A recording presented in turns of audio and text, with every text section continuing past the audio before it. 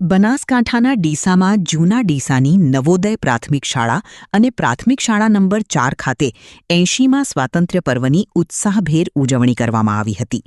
પ્રાથમિક શાળા નંબર 4 ખાતે મુખ્ય મહેમાન મહંત શ્રી અશોકગીરી બાપુના હસ્તે રાષ્ટ્રધ્વજ ફરકાવવામાં આવ્યો હતો. આ પ્રસંગે શાળાના આચાર્ય પીરાભાઈ સહિત વાલીઓ અને વિદ્યાર્થીઓ ઉપસ્થિત રહ્યા હતા. નવોદય સ્કૂલ ખાતે પ્રવીણભાઈ પ્રજાપતિના હસ્તે ધ્વજવંદન કરવામાં આવ્યું હતું, જ્યારે મહેતા હાઈસ્કૂલ ખાતે પણ સ્વાતંત્ર્ય પર્વની ઉજવણી કરવામાં આવી હતી. જૂના ડીસામાં યોજાયેલી વિવિધ ઉજવણીમાં સરપંચ અમૃતભાઈ પુનડિયા સહિત આગેવાનો અને ગ્રામજનો જોડાયા હતા.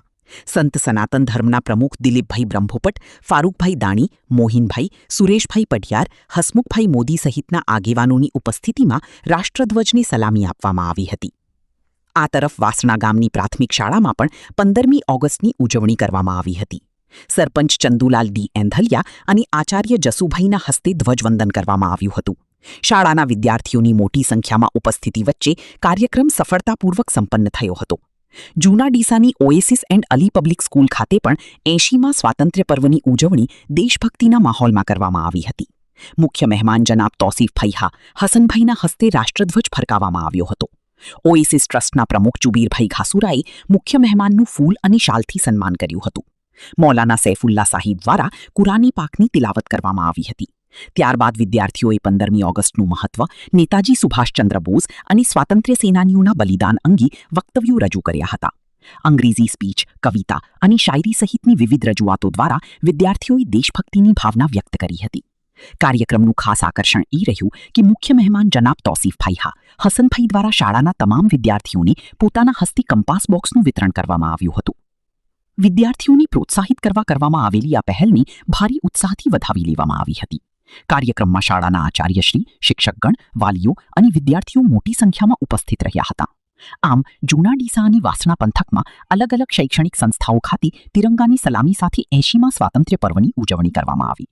ધ્વજવંદનથી લઈને સાંસ્કૃતિક કાર્યક્રમો અને વિદ્યાર્થીઓની પ્રોત્સાહન સુધીની વિવિધ પ્રવૃત્તિઓએ સમગ્ર પંથકની દેશભક્તિના રંગી દીધો હતો. બોલો ભારત માતા કી જય, ભારત માતા કી જય. આજના આ રાષ્ટ્રીય પર્વની તમામ ગામ લોકોને શુભેચ્છા પાઠવીએ છીએ.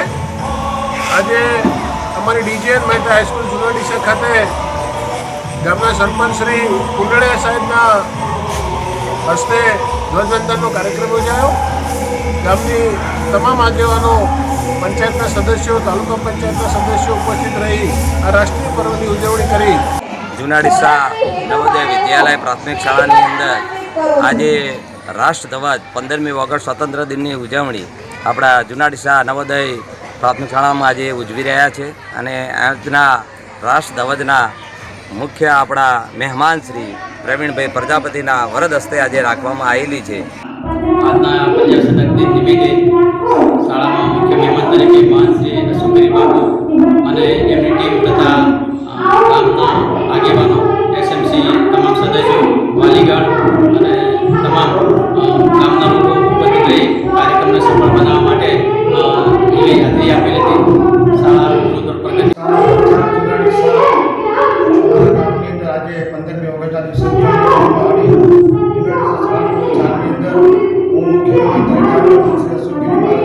આશ્રમ આજે ખરેખર એટલી ઉજવણી થઈ કે આનંદ આવી ગયો. અને આ શાળા ખૂબ પ્રગતિ કરે. જય હિન્દ, જય ભારત, જય ગોરા. અહેવાલ વિપુલ મંડોળા.